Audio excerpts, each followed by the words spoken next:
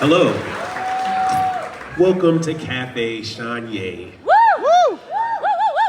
That's right. Those of you who were here last year, this is the second installment. Those of you who are new here this year, welcome to this awesome early morning installment of awesomeness.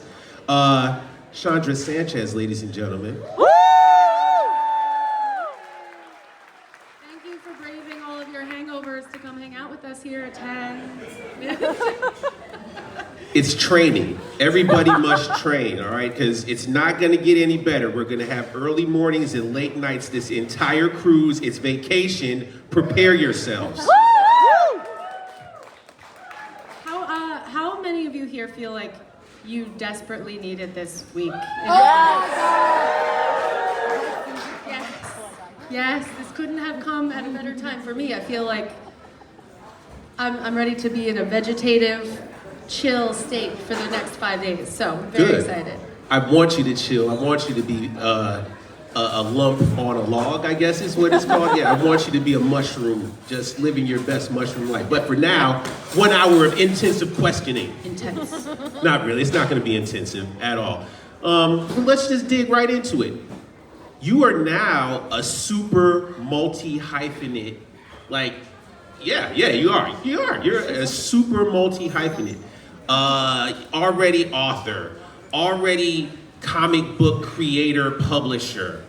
Now you're a different type of author. You're a poet. Woo! I mean, what's that journey like? Let's talk about that. Okay, so I can say that it has been a strange journey because when we were pitching this book and sort of like my agent was going out to publishers, he was like, I don't think that sci-fi fans read poetry, so good luck. Like, just, no one's gonna take this. And also there's like no money to be made for anybody, so we were like, we worked really hard on this. I kind of like started piecing these pieces together through the pandemic. Some of them are a little bit, maybe, a few months prior to that, just like life with my son and my husband, and we moved to a funeral, like next to a funeral home. So we're literally right next to this funeral home, and through the pandemic it was almost impossible to not feel inspired to like work on those things. But yeah, it feels crazy, but also really normal. I feel like I've always loved poetry. I've always kind of written it and never shared it because it's very embarrassing. But yeah. So you said something that I really just zoomed in on. You had people that were around you, like the business ears, right? They were like, oh, well, I don't know if your core is really gonna embrace this, or I don't know if you're that type of author. Are you sure you're ready for this? And you were like, this is what I'm writing. Obviously, I'm a writer. This is what I'm doing. And you just did it for the love, obviously, and the inspiration. And I mean, what was it? Was it like cathartic to do it during the pandemic or before? I mean, what was going on that led you to say, hey, this is what's coming out of me now? Well, it felt like, it felt like we were working on, I think we were working on Vaxxis too, at the time. And that was taking up like a lot of headspace.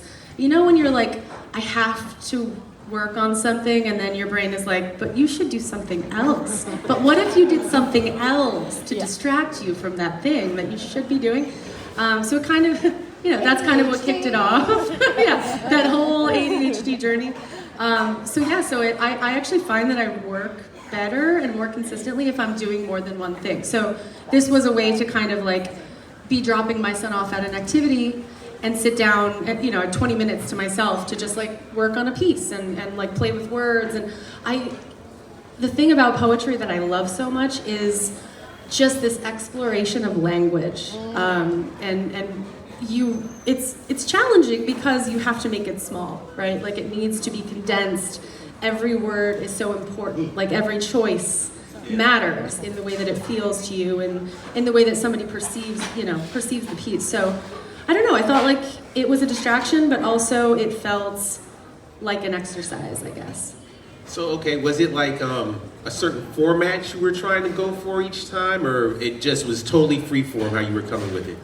Yeah, like I'm not, I didn't go to, I don't have an MFA or, anything like that. Like I wasn't a writer in college. I was writing, but I wasn't a writer. That wasn't a track that I was on. So I certainly am not like a poet in a traditional sense. Structure for me is just what it feels like in that moment. It's all wrong, which is okay, I think. I think like, if it means something to you, who cares? Yeah. So that's where I am. I know all the English majors in here are like. No, but I mean, that's, as a creative, I think you just pretty much explained what the process is, right? I mean, it's for you. And I mean, twofold it was for you, right? It was a break from work. You decided to immerse yourself into what relaxes you, which I guess is just creative writing, which is ended up turning into something else that now is another form of work. Yeah, work on work. I actually learned that from my husband over there, who loves to relax from work with more work. But honestly, he's been like such an inspiration to me as an adult. We're like 4 years apart. So we met, I was young. I was like finishing up college. He was obviously like established in what his career would be. But something that I think has been really important to like my growth as a human has been watching him just be like, I want to do this and I'm just going to do it. Like, he doesn't really take feedback not in a bad way, but we were talking about it last night. Like, people are going to criticize what you do. They're going to have advice for you. They're going to have feedback. They're going to, want to sort of like tell you what to do for the rest of your life. And you have to get really good at just being like, thank you, but no, And so watching him evolve and just, starting a comic, writing the Amory Wars, like, he didn't know what he was doing, and then he did. And it's been really inspiring for me to watch that like evolution of somebody who just wants to do something and has a vision and does it. So I'm doing my best to try to catch up. Yeah, you're absolutely doing it. Do you want to read a portion? You want to read some? Woo! We'll do a couple of readings. How about it? Okay. I want to give you guys a heads up that I'm about to really bum you out on the first day of your vacation. A lot of these poems are about death, and sadness, and grief, and general despair. So, if you're still here, It's a Tuesday. It's fine. That's what we would be doing anyway. Driving to work, thinking about our lives. Why am I doing this? So this is fine. This is great. This is cool. I also have to say I'm actually mortified to read these out loud, but I'm going to do my best. Woo! You're gonna do great. I flagged like some of them that I might want to read, but I don't know. I'm just going to wing it and see what happens. Yeah, ease in. Ease in. Ease in. All right. Let's see if we can find maybe like the least sad one to start. No, that one's pretty Not sad. that one? Okay.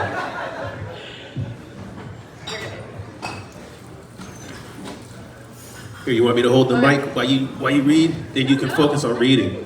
You can? Yeah, All right. I feel good like this. Like, She's a mom. yeah, it's like having a kid under exactly. my arm. Okay, so this one's called Priority Boarding. So this book is like divided into two parts. The first, the first focuses more on like micro stories, or what I call sort of like a free form short story, in like a poetic text. A lot of them are about like being a mom, about raising your kid in a city, especially raising your kid in a city where now like the world has been flipped on its head. And the second part of this book kind of came after the fact, when things were clearing up, and it's called A Table for Ghosts. And they're sort of stories about people specifically that have been lost, and maybe what that experience would be like through the eyes of others. So this one is called Priority Boarding, and here it is. Let's cry. I'm ready. I thought to call you at 3:36 a.m., muggy with mineral, sopping sweat, in the predictive sentence of waking to stare through the construction site across the street, and wonder if inside is a sign bragging how there hasn't been one accident in 88 days, and consider how easy it would be to live in the maze of metal scaffolding, under a tarp maybe, or in the moss underground, with a few soft blankets, listening to the language steel must learn in order to create home.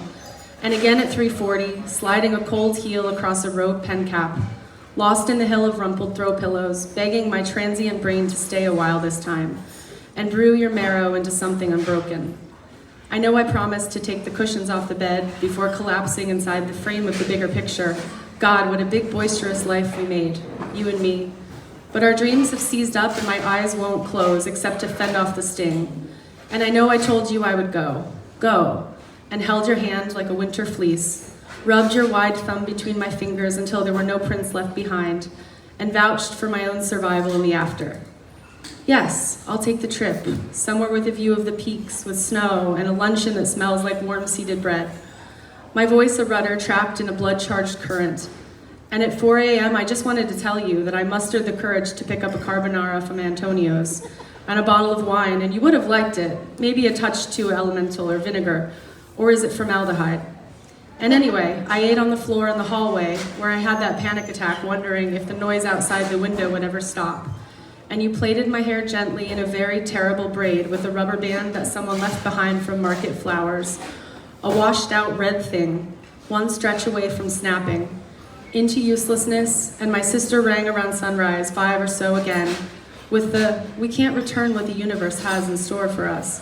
And I begged her to buy a flight, and she knows as well as I do that she can't come along. But please, go someplace new. Look out a sweeping something, and think maybe I could stay here. This is not so bad.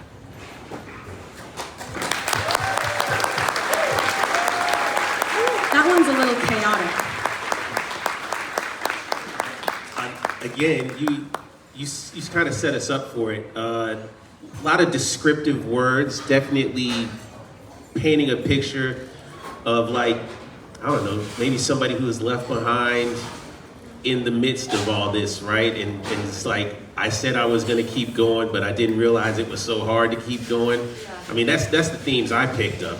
It's hard. It's like, we think about death, and I think, many people are very afraid of death, as we should be, because it's the only question we'll probably never have an answer to.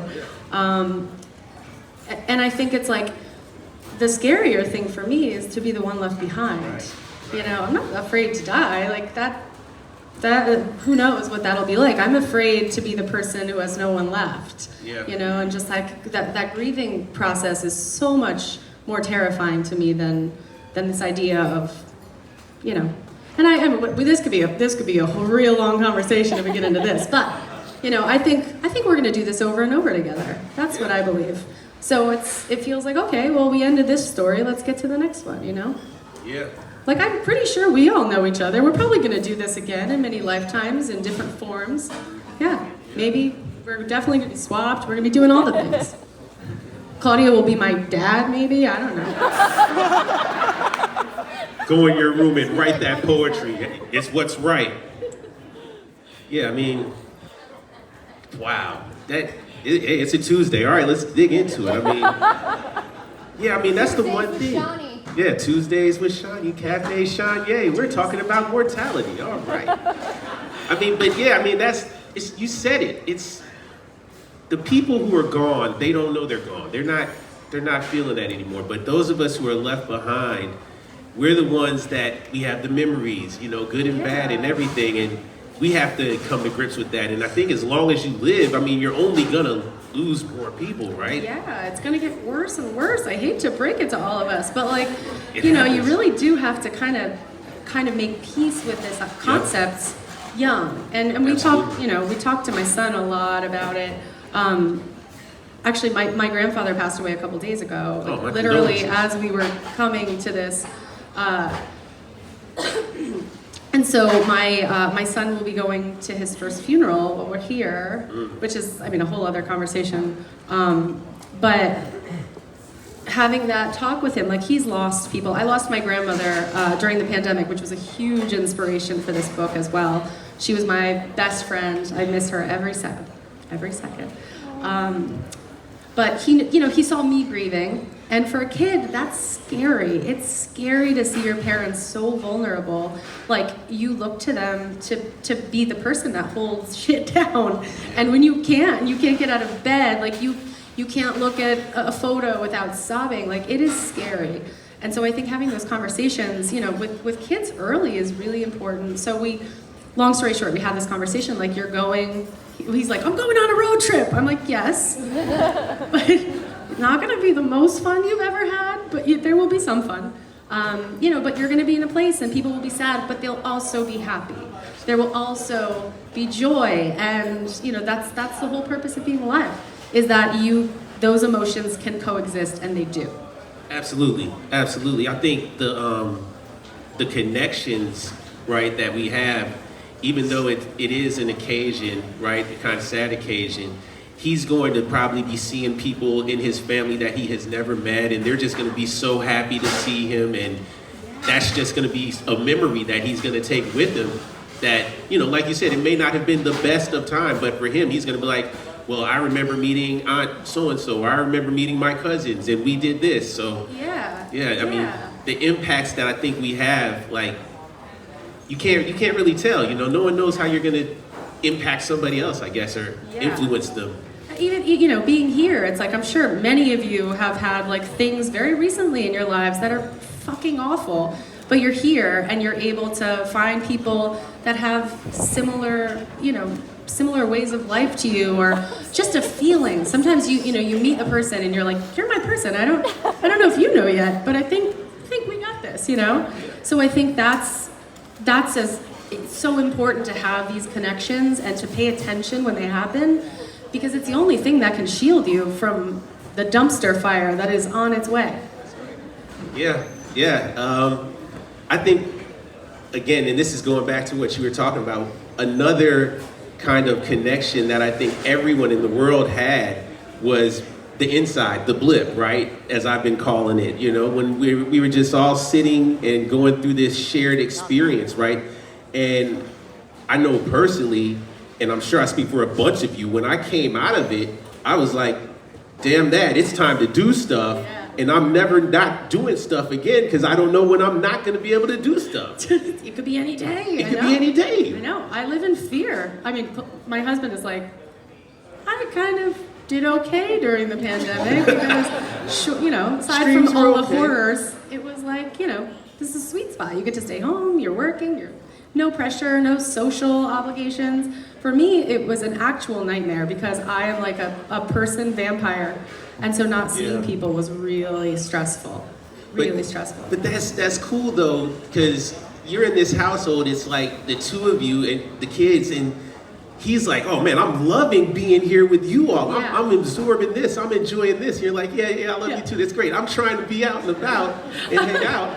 I think, a lot of people probably felt like that though. They were like, I love my person, I love being around my people, but I just miss that random, going to the library or going to the grocery store, whatever. Talking to your Uber driver, and small talk, right? Yep. Yeah, absolutely. And I think maybe that's like a lot of these stories. I was sitting in my office, which is overlooking the funeral home, and they're literally like wheeling gurneys in, and I'm trying to write Vaxis, and I'm looking down, and I like, it's a weird thing, but I felt like maybe I had like I was inventing friends in these people kind of coming through and seeing their families on the sidewalk, like going through it, and just feeling like I wanted to somehow inject myself into those lives. Like just watching people and how they come together. I don't know, I felt it was so inspiring to me. And short of like getting a job at the funeral home, which I also considered, I was like, Chuck, I could do something. I just felt like, it was a way for me to kind of like invent friends and stories. I think maybe, like, you probably told some stories inadvertently of these people that you just didn't even know, just from just being there and seeing what was going on. You probably shared some details. Something came to you, and I bet you they're contained within that book. I like to think so. They have to be. Yeah, some honesty. There's always honesty, I think, and there's shared commonalities. Details are the flair. Yes. Well, give us some more flair. All right. It's another one. Let's get another one.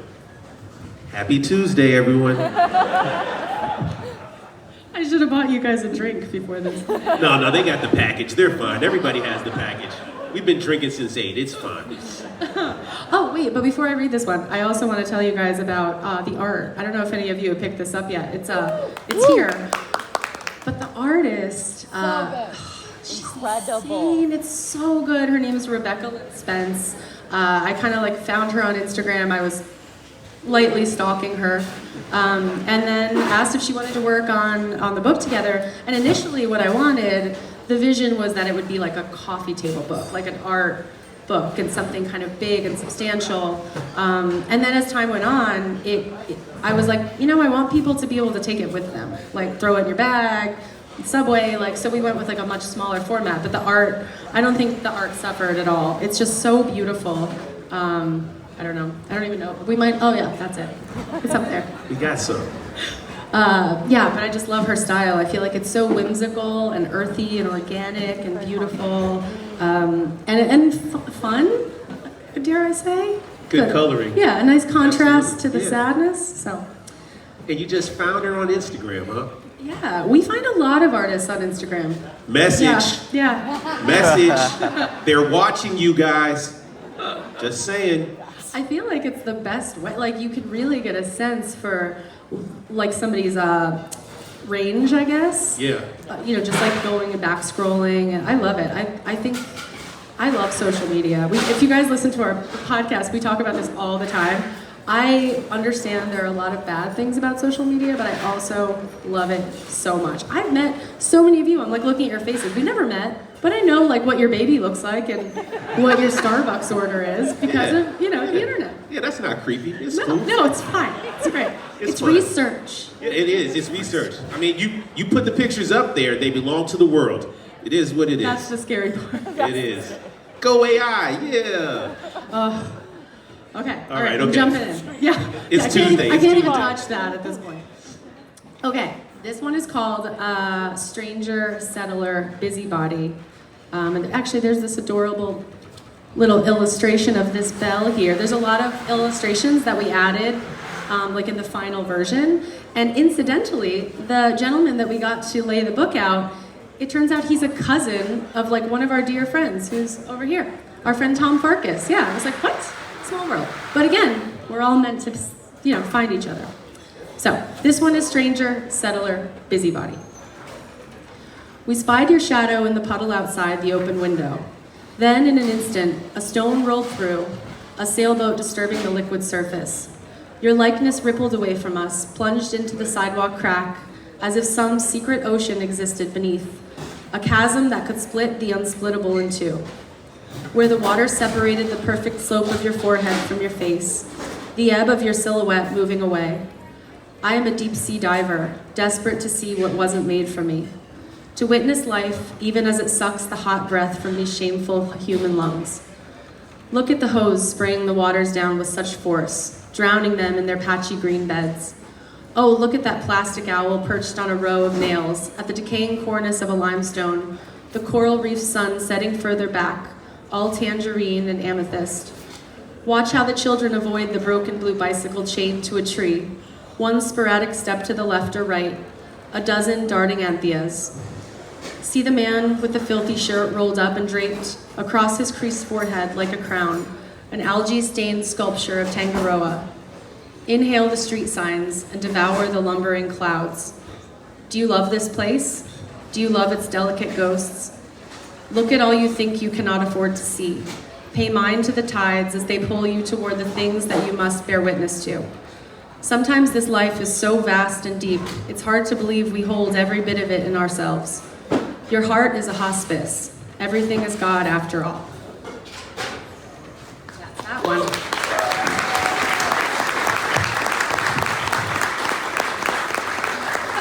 They're like, oh shit, what have I gotten myself into? I don't know. No. I mean, again, I'm just soaking it up. I mean, so is that about like themes of the unknown, but embracing the unknown? I mean, what would you say? So another thing I think that like we keep talking about the pandemic, but only because of this book. Right. I've moved on. It's over. It's done. But I think we were going through that, right? There's like the COVID shit. But then there was also this like deep political. Yeah. Really? I don't know if you guys know this, Strangely, but yeah. it was weird. It's kind of weird. And I'm not gonna get into politics, but I have very different views than a lot of my family, and and that was challenging for me. I found myself, as many of us were, just being like, I don't want to talk to you anymore. I don't like you. I'm fighting with you on Facebook, like this. So I think like eventually I realized, for me personally, it wasn't worth it to like just sit on these hills that I was on, and like not be able to like really just see people and see what they were saying and listen, and understand why people feel the way they do, why they end up in situations that they're in. So this piece, walking around New York and sort of seeing, like really seeing the city, and like the broken parts and the beautiful parts and the people, and like you don't know anyone's story, and you kind of just make these split-second assumptions of everything, of physical objects. So for me, I was trying to slow myself down, and recognize that like we talk about God, we talk about politics, we talk about all these things, but I think we're all God, and I think that the choices we make, we are all gods of the world. We're gods of each other. We are affecting each other with every decision we make, and we have to give ourselves a little credit for like how impactful that can be, for better or worse. Yeah. So 100% absolutely agree. Absolutely. Just going back again, this is a little bit of a bright part of the topic. So you started the podcast, and do you feel like that's been kind of an attempt for you to really connect people and get this better understanding and help other people get a better understanding of, hey, it's way more than just the surface level of, I look at somebody, I can generalize whatever I want to say, right? But you talk to somebody and you find out different things. I mean, yeah, let's talk about the podcast. yeah, so if you don't know, I have a podcast like everybody on the earth. We did not set out to start a podcast, it just kind of happened. So I don't know, I'm sure some of you were at this tour, but a few years ago, I say a few, I think it was like 8 years ago now, but in my head it's a few. Cody toured with Taking Back Sunday. Yeah, woo! I love that band. And I ended up kind of encountering Adam Lazara's wife in passing. Like, she had a baby strapped to her and kids, and I've got my kid, and it was just chaos. So we're backstage, we're like sharing the space, but we didn't really get to talk, which is its own thing, because it's like that happens so often. You'll be on tour with another band and say 5 words to each other, but you're like, we shared 6 weeks together. We're in the same spaces. This is crazy. So we ended up saying hi. Adam had mentioned, oh yeah, she's going back to school. She's a writer. She's working on a novel. And so I was like, that's great. Started following her on Instagram. And we kind of kept in touch with each other for like a year, like just likes and simple things. And then she reached out to me one day and she was like, hey, you seem to love talking to people and like connecting people, and I love doing that.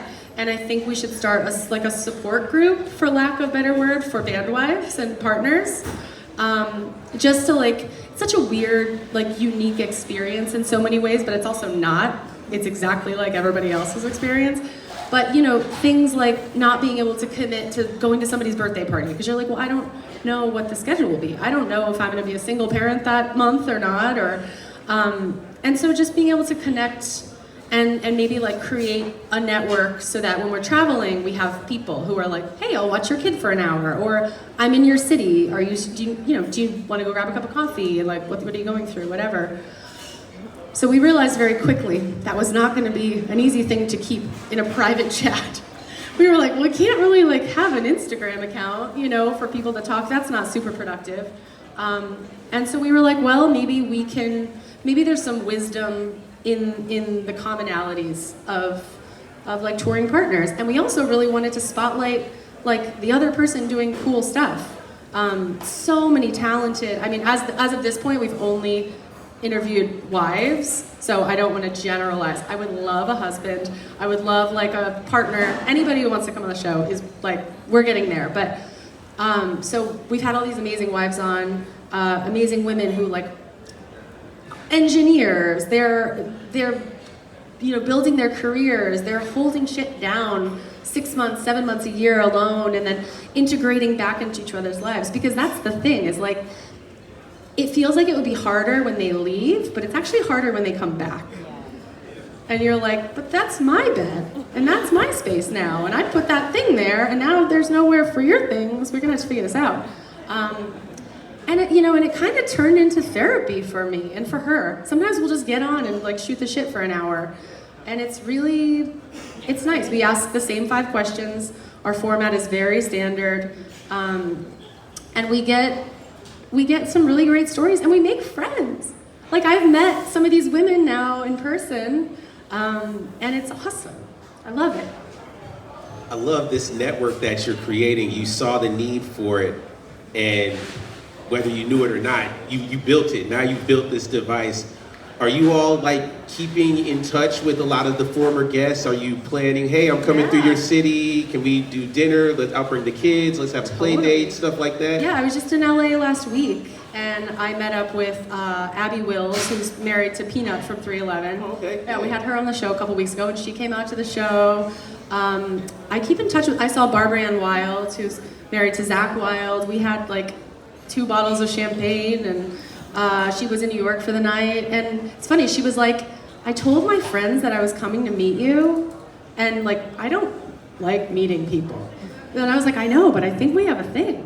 Yeah. You know? But she was You one of don't those count people. as people. You don't count as people. It's totally different. Yeah, it was like, I knew it. We interviewed her on the show. It was her and her, because she has a podcast as well, called Honest as Fuck. And it's her and her band friend, Daniela Clark.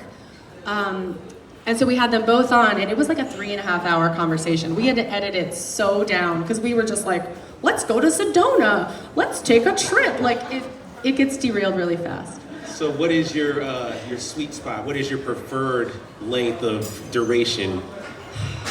I mean, I don't know, and I don't care either. I'm like, I don't care if this thing's 4 hours and no one's gonna listen to it. Like, I'm gonna listen to it. I had fun, so we'll do 30 minutes. It'll go sometimes like so long, and I'm like, Misha, I can't save this one. Yeah.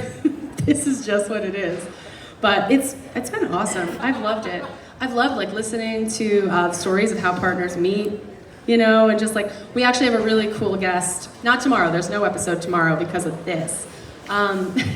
We got other things going on. But next week, we actually have Chloe Trujillo, who's married to Rob of Metallica. So that's a really exciting guest.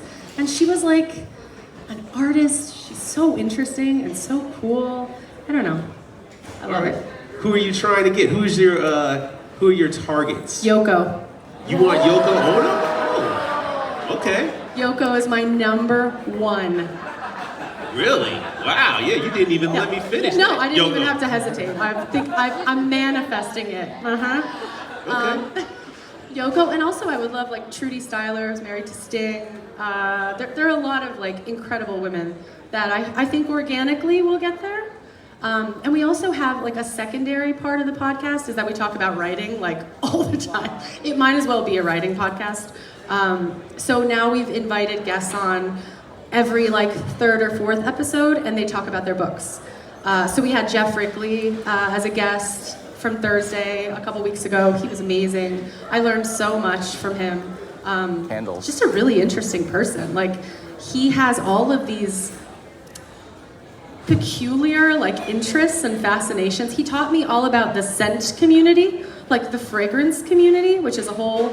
What do you mean, the fragrance community? It's a thing. You're aware of this? Okay, who else is aware of fragrance? Okay, there's a couple fragrance fans fragrance in here. heads in the house? Yeah. Apparently they like just fight on Reddit threads about who's the best perfumer.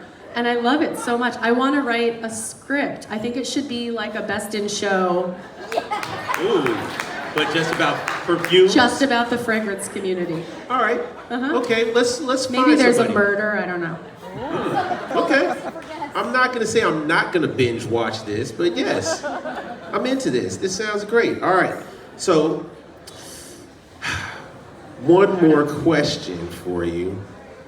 What do you feel like has been your takeaway from, again, evolving into this new multi-hyphenate that you are? I mean, mom, wife, author, comic book publisher, creator, poet, now podcaster. What are the commonalities? What do you see in it? What have you gained from it? Well, I think my whole life I always felt like jealous of people who were really good at something. Like people who were really good. Like I've been playing piano since I was 3 and I'm incredible and I don't have that brain type. I am never going to be the best at anything. And I think I'm just learning to lead with that. So maybe that's the takeaway is like you don't have to be the best at everything. You don't have to even know what you're doing. You just have to do it. And like, let people laugh at you. Let people hate on what you're doing or think think that you are too ambitious or whatever it is. Like, just stay in your lane and do it. And that's it. No one can stop you from doing it. I learned that. No one can actually stop you. Yes. Take that gem with you on a Tuesday morning. Do you think you want to read one more? Come on. I mean, we're on a high note. Read us one more. Okay, but nobody jump off the boat. No. No one's going to do that. We're going to the Dominican tomorrow. There's so much fun to do there. No. I don't know. Take your time. Pick something good. Okay, let me see. It's all right. I hope you're all soaking this up. We will be doing this again on Thursday. All right? Thursday. So not tomorrow. Tomorrow you're in the island. Thursday, the next day. Yes, yeah, get off the island. So this piece is actually, it's called Montauk. I wrote it when my husband and I were in Montauk. It's very, very cryptic. But I remember, like I was saying earlier, this coexistence of like the best moment you've ever had in your life and the worst moment you've ever had in your life. Like we're sitting in this perfect moment and there's stars and I'm so in love, and then I thought, oh, my grandma's dead. And it was like, just like that. I was like, oh, it just came, it pops in and you're like, how can I be having fun when like my life is not the same and it will never be the same. And it's like you lose somebody but you still have to go to the grocery store. So anyway, so that's kind of like that was the impetus for this one, but this one's Montauk. The evening on the balcony, we watched 2 shooting stars evaporate into a disappearing sight line, streaks of fire wiped away by the chalkboard of space. Lately, I felt my heels slipping more often, from the old wood floors of our house, from the faded pedal of the driver's seat, from the dirt-speckled spines of grass outside, from here into the nothingness of where you are. Last night, finally, I had a dream I was home, cross-legged on her matte green and white tile, dripping drops of pink polish on crescent moon slivers of toenails, letting lukewarm coffee wash down our throats to make our hearts race and time slow down, clipping hibiscus to place in old sauce jars, red tendrils sticking their syrupy tongues out at us from the counter. The pot of water came to a boil on the stove. I couldn't get too close, terrified to experience the sensation of burning. The rest of the day was a lasso, grabbing for those 15 seconds before my brain came to. It's hard to explain the sensation of being here and not anywhere else, of feeling like dusk, afraid of sunlight, scared to be seen and lost all at once. But I was there, on a chair, strips of plastic imprinting themselves on the back of my thigh, in the press of feet crossed on the wooden table, in the steadiness of your breath looking up at constellations, in the sureness of the water gnawing on an eternity of fractions, the boom of falling crests so loud one could almost hear the water lifting and dropping everything below it. Shells and bones rising and crashing in rhythm for a million years. Swift, impulsive beauty playing checkers around us. One day I will lay my veins across the eroding sand again, waiting for another streak of starlight to paint the nightfall over the latte waves. The end.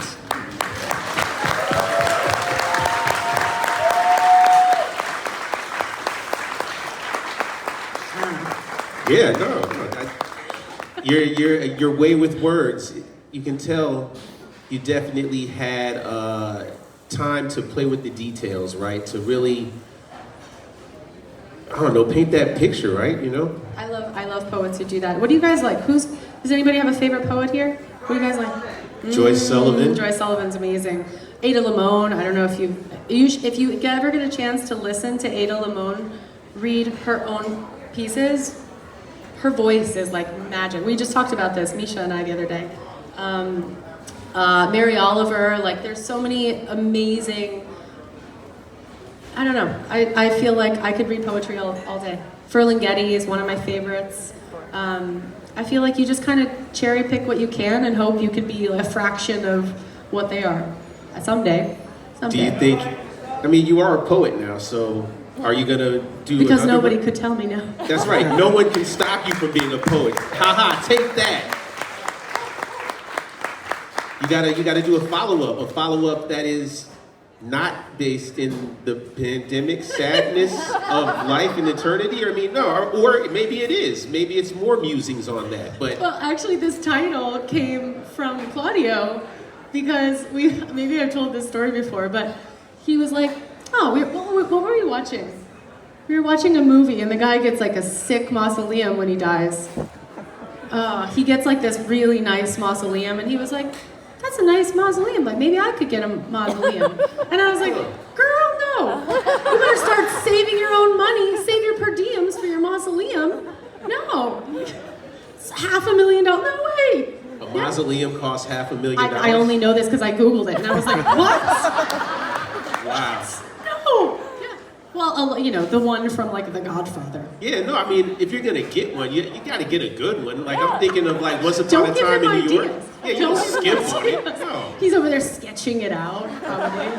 Oh, okay, so you got a guy, Claudio, you do mausoleum design? Is that what we're getting? Yeah? This is the next side project.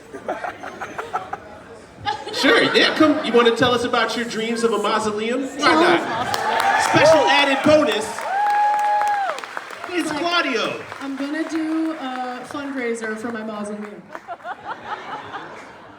So the only reason this came up, or this title, the idea of saving for a mausoleum, is because when I was a kid and, starting a band with my good friend Patrick over here, we spent a lot of time in the graveyard that was next to his house. And we took pictures there in the mausoleum, not in the mausoleums, but outside of them. But it served as a place for us to hang out and be inspired. And I thought it'd be kind of cool to have a mausoleum for other kids to come and hang out and be inspired too. A community mausoleum. For kids. No, I get it, that's cool. I guess we just started another business. There you go. You got to diversify your streams and everything. That's good. He's thinking about the future. All right.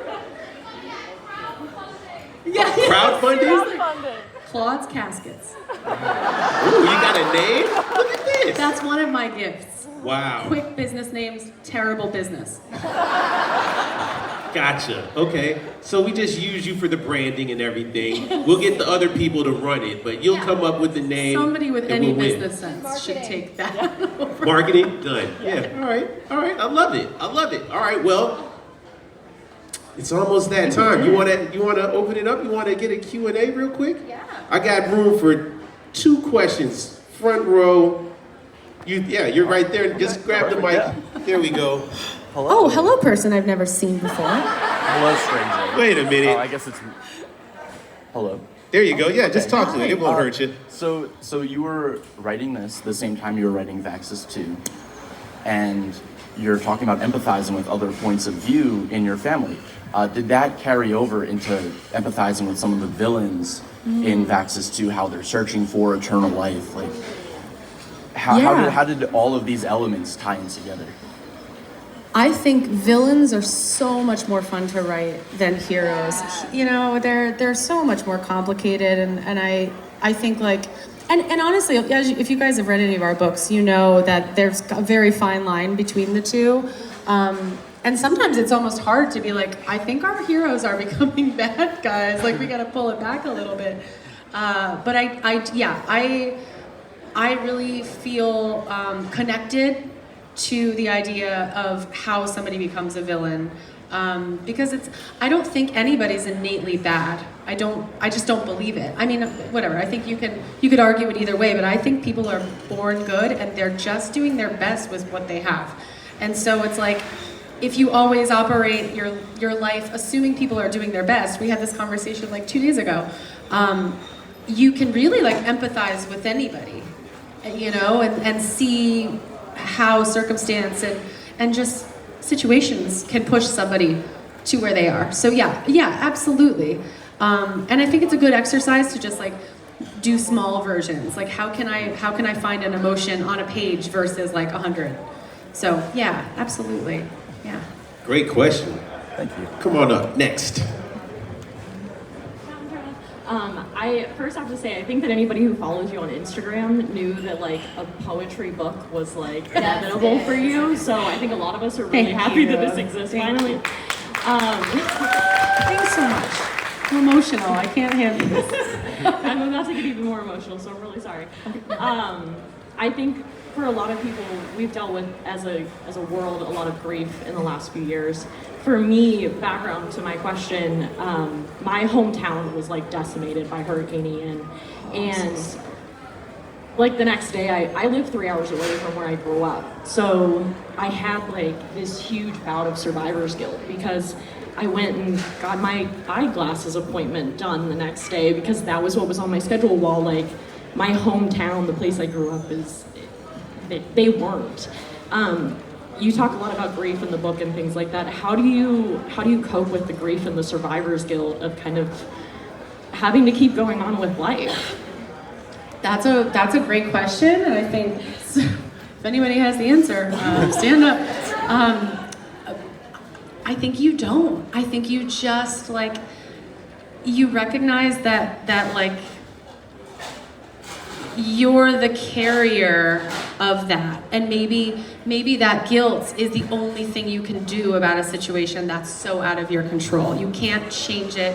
You can't turn back time. There are tangible things you can do, of course, that we do, but it never feels like enough, right? It's like you're donating money, you're volunteering, you're trying to be available, but I think finding concrete ways is the only advice that I have. Finding like concrete ways that you can actively help a situation. So for example, I saw the other day on Instagram that this mom she had miscarried, and it was a horrible time for her, and her friend had sent her a text message, and it was like, hey, I know you need me now. I'm gonna give you 3 options. And she was like, 1, I'm going to Target. Text me anything you want and you need me to pick up, and I'll leave it on your doorstep. You don't even have to see me.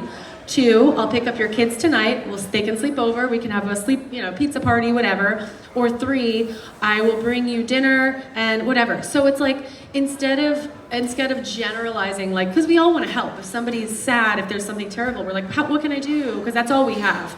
But I think what you can do is take that burden off of somebody else, like the burden of figuring out how you can help and just suggesting how you can help, how you know you can help right now. And maybe they're like, I want none of those, I need my space, but maybe that's a way where you're like, okay, I can do these things. It's not everything, I'm still gonna feel bad, but I can try. That's what I can offer. So yeah, that's all I got.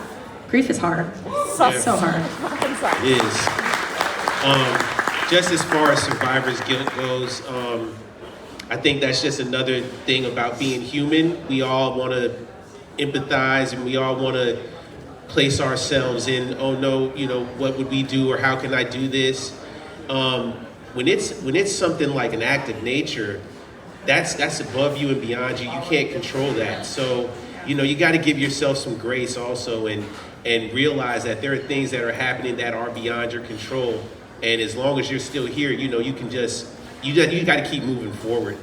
and do what you can in the memory of. That's what you're doing. That's how you make it better for everybody else. So I mean that's yeah. Yeah. Love it. Yeah. One more. Backwards Ghostbusters. Your shirt is so cute. Yeah. Is that from the Butts guy that Cindy loves? It is, and my name is Janine, so it's kind of perfect. My question is, sorry, I'm just shaking. I'm shaking too, but I think it's also the boat. Yes, the ship. Okay, okay. It's totally the ship, you guys. My question is, I've noticed through this quick skim through the book that you've immortalized that being vulnerable is okay with this book. Same with Vaxxus too. Like there's just this huge theme of vulnerability being okay, which seems to be very antithetical to the culture that we're kind of living in. And I'm curious is that something that's like, is that an intentional theme? Or do you find that just finding your comfort zone in vulnerability fills your cup, so that's naturally what pours in?